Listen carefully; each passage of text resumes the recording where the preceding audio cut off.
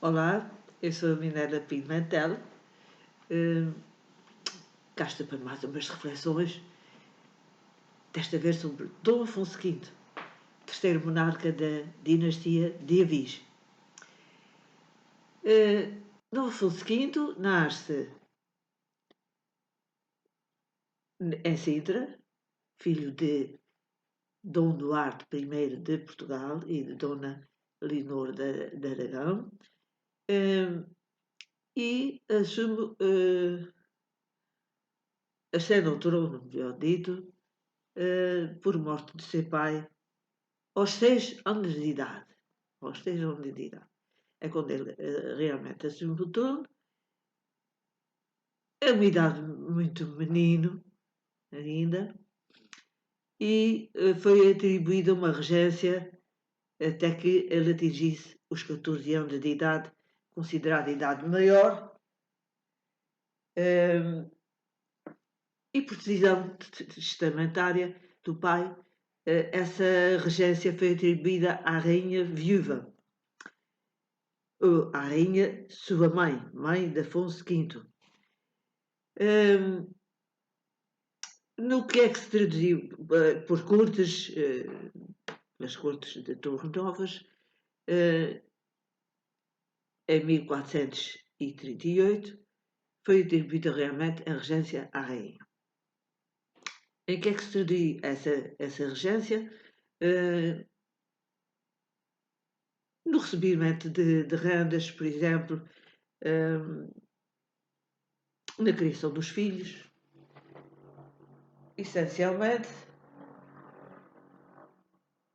Mas logo aí houve divergências também sobre se não seria melhor atribuir aos infantes Dom Pedro, infante Dom Henrique e infante Dom João essa regência conjunta.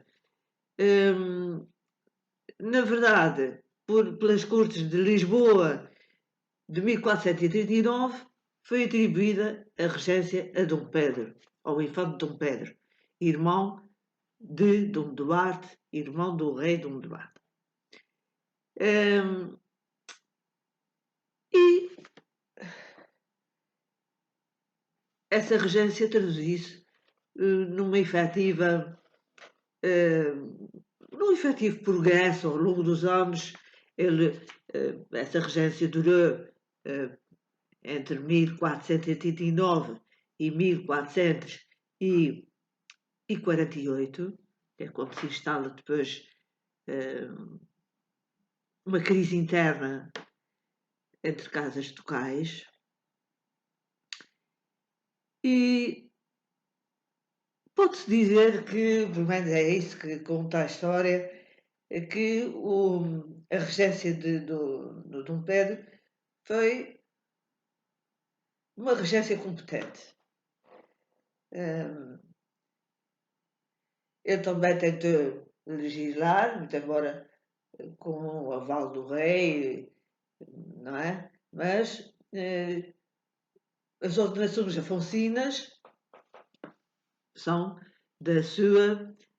são dos tempos da sua regência e foram vistas ou revistas por ele, muito embora tenha também de reinados anteriores e vai mesmo até 1454. São um código de leis que se pretendia moderna, de leis modernas, desde a administração até ao direito penal, ao direito civil. Realmente é um documento que está impresso. Não foram impressas, foram promulgadas naquela altura, mas não foram impressas. Mas já estão impressas e constam de uma coletânea de livros, cada um com a sua área específica e que se traduz no forte contributo para o direito português. Fora isso, teve uma administração competente, honesta, pelo menos aquilo que reza a história,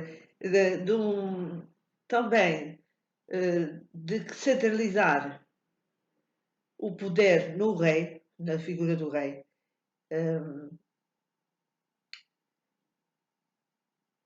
essencialmente centralizar na figura do rei, não apenas por um capricho de agora quero centralizar isto na figura do rei, mas por entender que era essa, porque havia realmente casas de quais muito fortes e casas de quais muito fortes mesmo. A de Viseu, por exemplo, a de Coimbra, a de Bragança, que mais tarde veio a ser, foi atribuída, ao Conde de Barcelos, a Casa de Bragança. Ele foi o primeiro duque de Bragança. Mas quem é esta figura, Conde de Barcelos, que é tão falado na história como sendo um intriguista, como sendo um conspirador? Realmente era filho de Dom João I, filho legítimo, com Inês Pérez, mas que foi legitimado, sim, por Dom João I. Não sabemos em que altura foi legitimado. E não era propriamente a quem foram dadas algumas mercês por parte do Dom João I e também já na regência do infante Dom Pedro foi criada, por exemplo, a Casa de Bragança. A Casa Ducal de Bragança é criada em 1442 por Dom Pedro.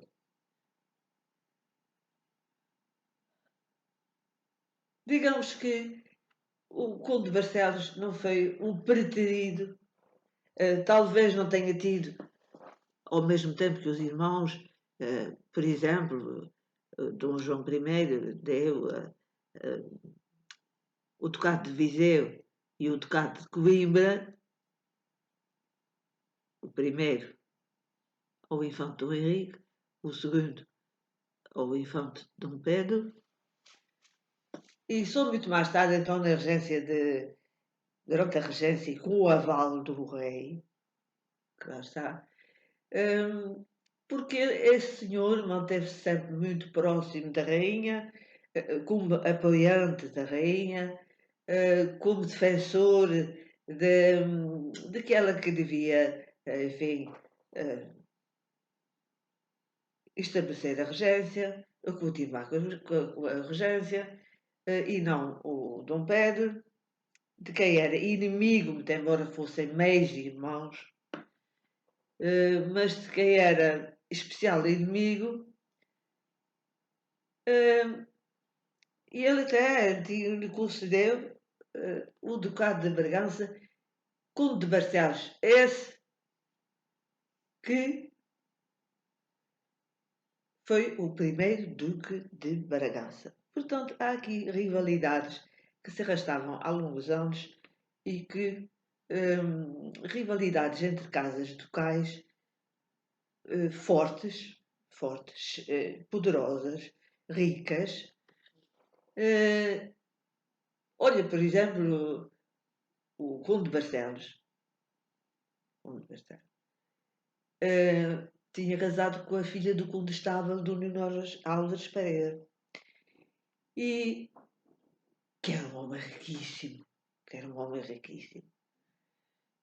E ele deu, por via desse casamento, e deu hum, muitas terras, enfim. Mas eu não vou falar aqui, não vou ocupar o tempo todo a falar do Conde de Barcelos, eu, agora na qualidade de primeiro Duque de Bragança. Mas foram surgindo ao longo do tempo algumas rivalidades e até que terminou tragicamente com a Batalha de Alfarrobeira. Esta é uma crise interna em que, de facto o Conde de Barcelos exerce uma influência grande sobre o sobrinho, contrariamente ao que seria de esperar, não é? Porque o regente era o infante Dom Pedro e por quem fez tudo, mas a dado passo, o que é facto é que o Conde de Barcelos, agora primeiro Duque de Bragança, tornou-se no tio favorito de Afonso V. Ora bem, vamos falar de Alfarrobeira, eu guardo isso para o fim. É um episódio trágico da história portuguesa, injusto, de certa forma, mas quero falar também do que foi. Já sabemos que a regência houve progresso, muito embora ele não fosse um defensor de casas senhoriais em detrimento do poder real, não, Dom Pedro não era, queria a centralização do poder do rei, mas agora interessa-me também falar do que foi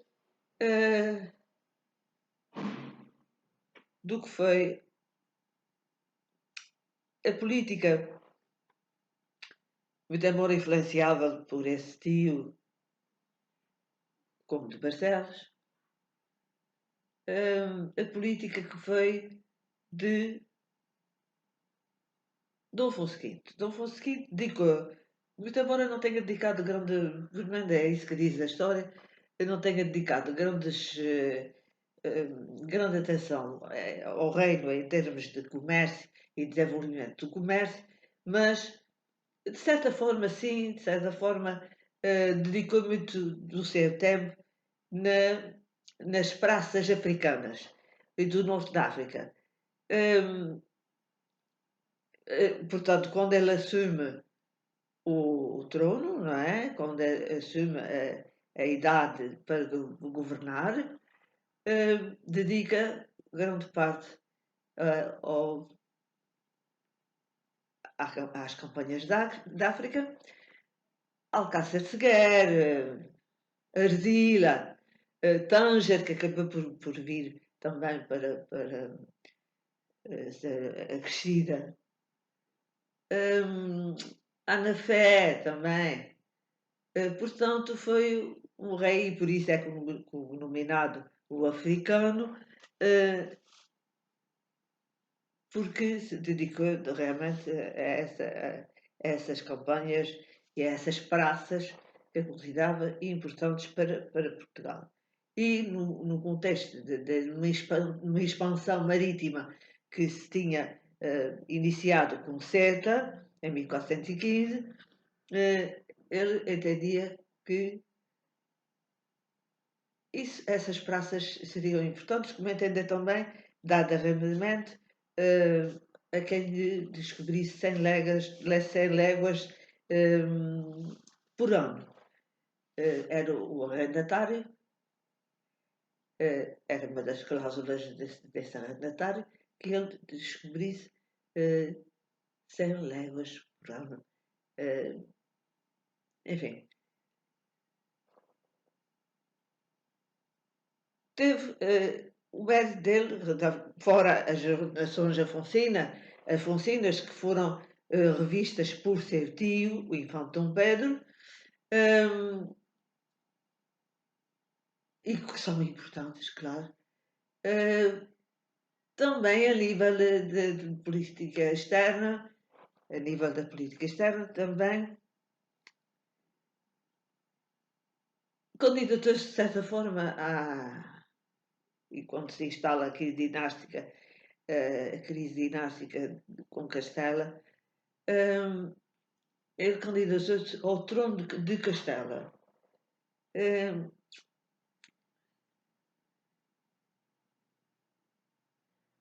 Mas acabaram por. Acontece a Batalha de Toro, na qual ele não fica bem visto, agiu em defesa de uma sobrinha, com quem acaba por casar. Muito embora este não tenha sido o primeiro casamento dele, mas sim com Dona Isabel de Coimbra, filha do infante Dom Pedro, é o seu primeiro casamento, de quem ele tem 3 filhos. Depois, mais tarde, então casa com essa sobrinha, que é conhecida por a Beltraneja, porque constava que não era filha do rei,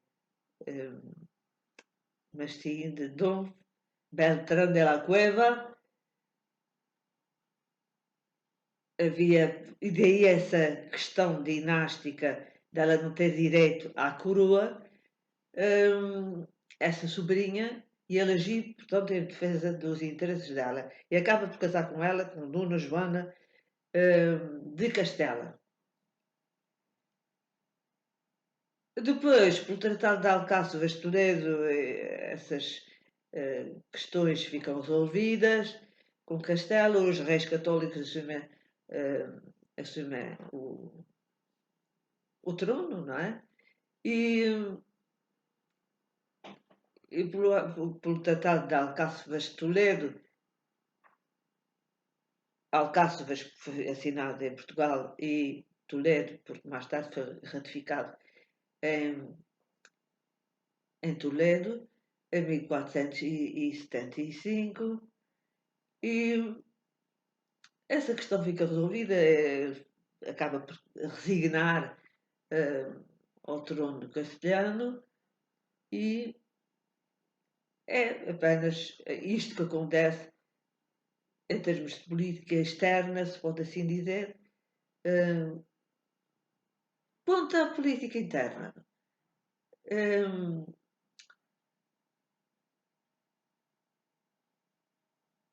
o Infante Dom Pedro esteve desde 1489 até 1448, mais ou menos, que é quando se instala um certo arrefecimento, da parte do rei em relação ao Cetim, que era o regente, e ele era considerado por o Conde de Barcelos, que é que não declaras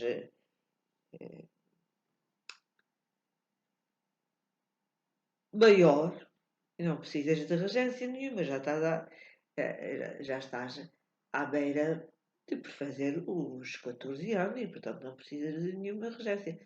Muito embora ele gostasse que o tio o acompanhasse ainda durante mais algum tempo, mas essa também era a idade certa para ele assumir o trono. De maneira que, a propósito de. Isso são divergências entre casas ducais com muito peso.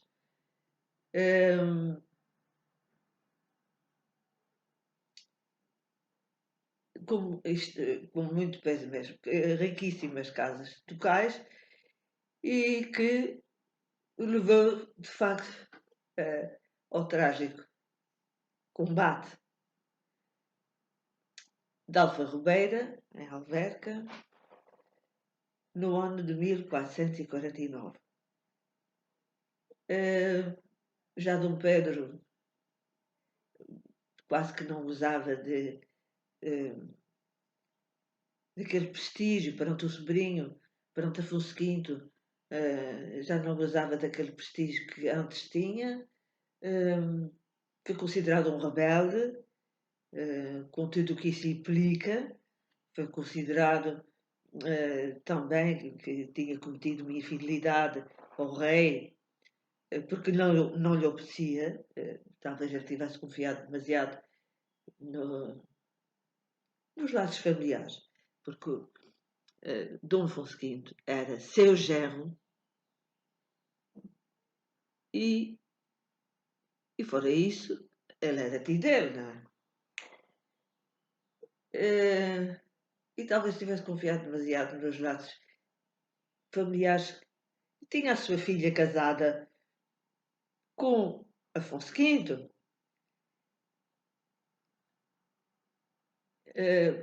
e talvez tivesse confiado demasiado, de facto, nos laços que os uniam. Do Afonso V, eu já falei do casamento dele com Dona Joana de Castela também. Quanto à nobreza, ele foi pródigo, é dar títulos de nobreza, tudo servia enfim, de desculpa, não é bem desculpa, mas de justificação, para dar títulos de nobreza. É facto que naquela crise dinástica com Castela, ele teve ajuda. É certo que a Alfarrobeira, antes disso, também teve ajudas e que era preciso recompensar essa nobreza das ajudas que tinham sido dadas. Mas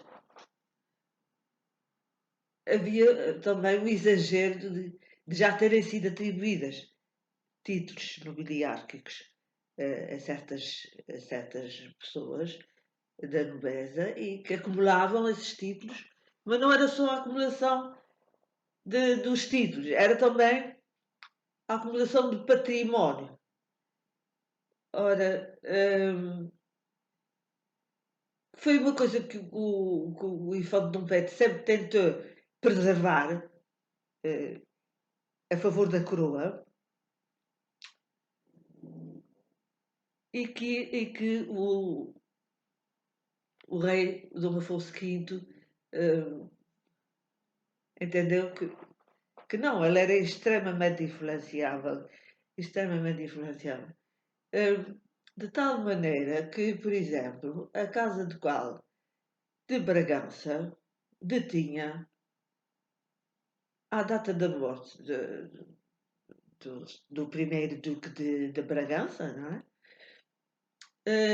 Detinha 50% dos títulos nobiliárquicos. Ora, os conselhos não achavam muita graça a isto. Não achavam muita graça porque eram eles as fontes geradoras do dinheiro para, através dos impostos, através,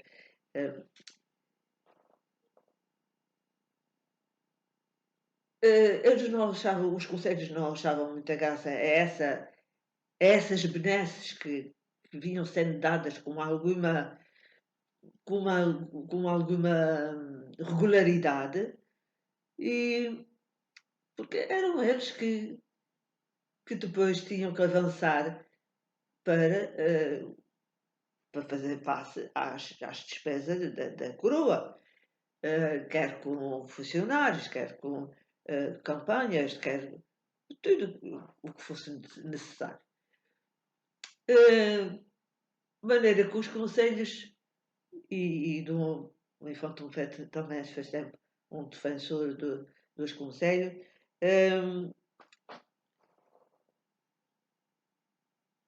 De maneira que,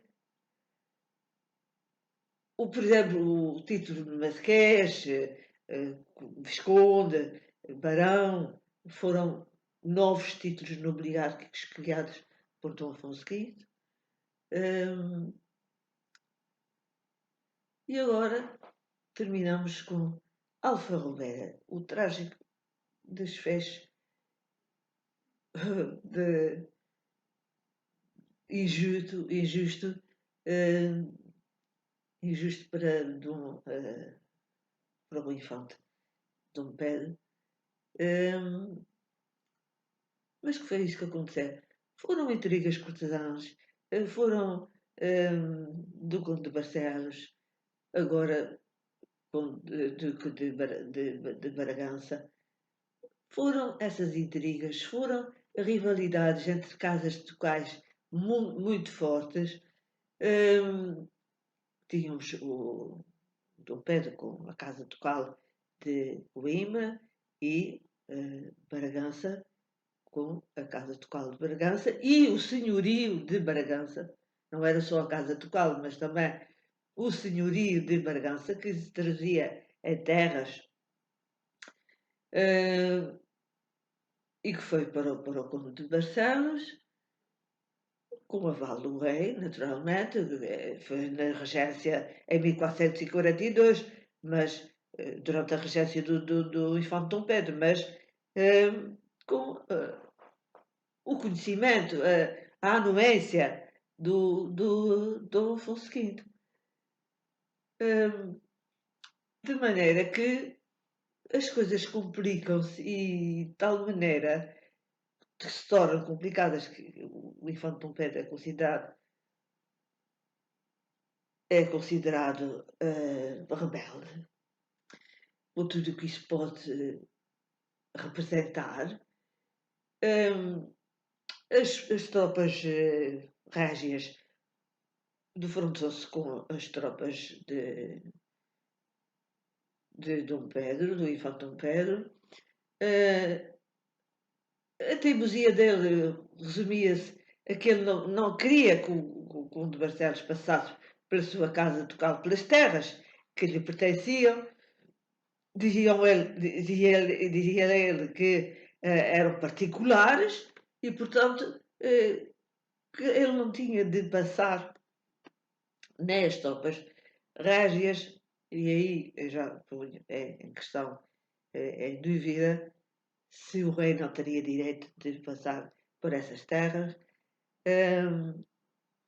muito embora ele tivesse, na verdade,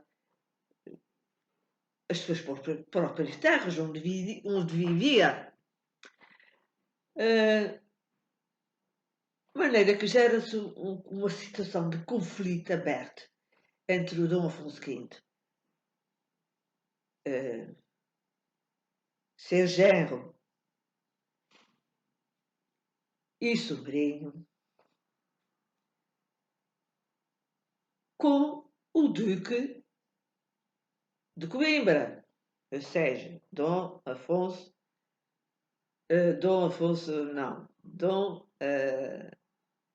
o infante Dom Pedro. Gera-se uma situação de conflito aberto, grave, que a rainha de facto teve arrogos de Isabel de Coimbra. Ela teve realmente aos muitos rogos que por fim acabaram por ser atendidos, mas muito tardiamente. Já tinha acontecido a Batalha de Alfarrobeira, perto de Alverca, no rio de Alfarrobeira, em que as tropas régias se confrontam com as tropas que eram pouquíssimas, diga-se de passagem, porque quando começaram a ver que aquilo era para morrer, não é? Não havia número suficiente de homens comparável com as tropas de El Rei, e de modo que foi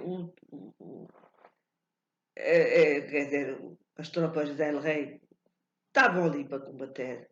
O Dom Pedro dizia que não, que ele não estava para combater, ele não queria combater, ele queria defender-se.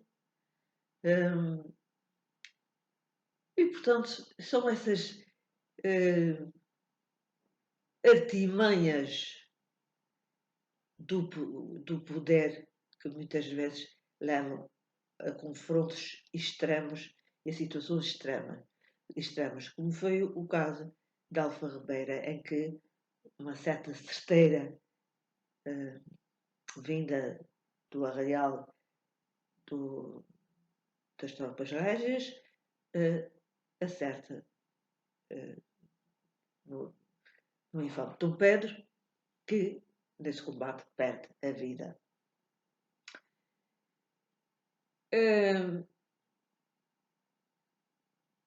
Dom Afonso V, depois, aos muitos rogos da rainha, a sua mulher, Dona Isabel de Coimbra, de facto, vai concedendo ao longo dos tempos algumas cartas de perdão, porque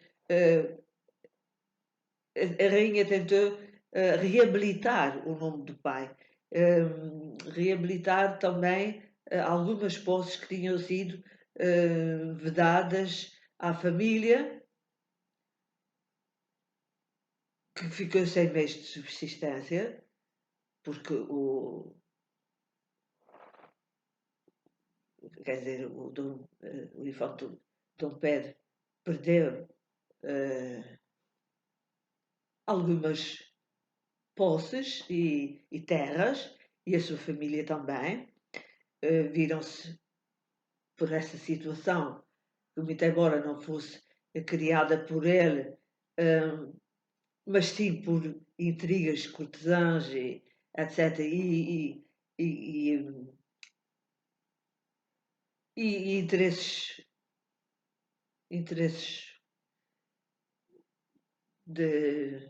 da mais variada natureza. Interesses da mais variada natureza. Olha, por exemplo, o Conde de Barcelos tinha interesse em casar a neta com o rei Dom Afonso V. E para isso foi pedir ao regente, que na altura era Dom Pedro, foi pedir que fosse anulado o alvará, que tratava dos responsais do rei Dom Afonso V com sua prima Dona Isabel de Coimbra, filha de Dom Pedro. E já aí se vê, por aí se vê, que havia grandes interesses em manter o mais próximo do trono, o mais próximo do rei,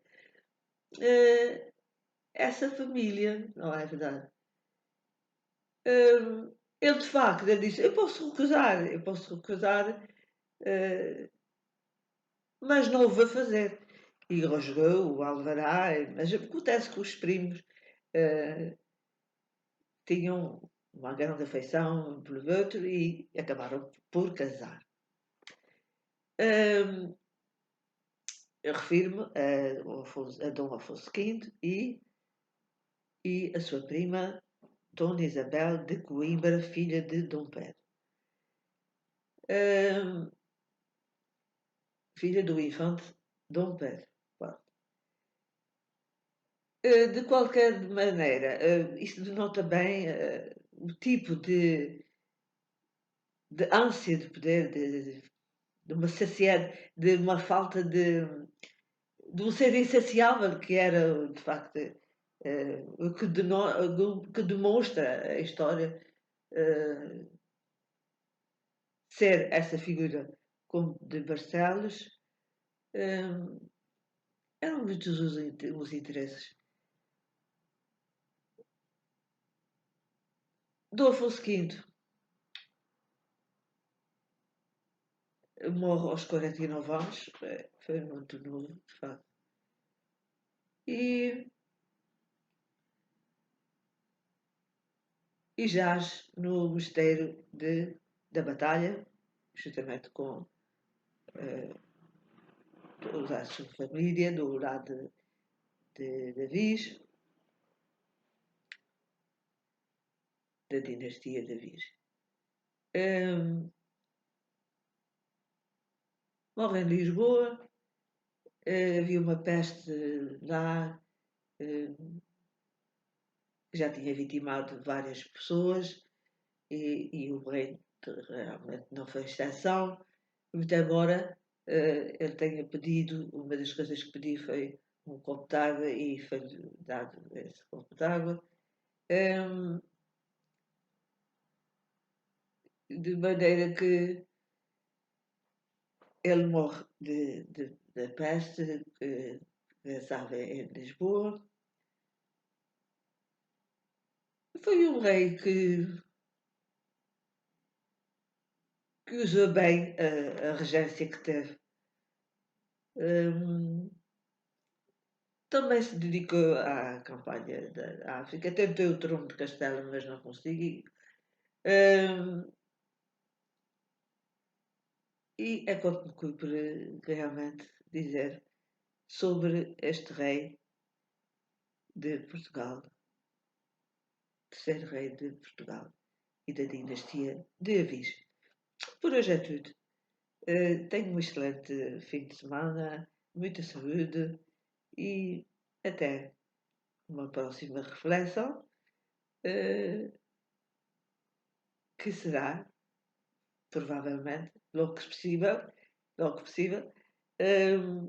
Eu agora já não ponho que é semanalmente, porque nem sempre posso, mas logo que possível voltarei a estar convosco na vossa companhia. Fiquem na minha também, fiquem deste lado. Muita saúde para todos.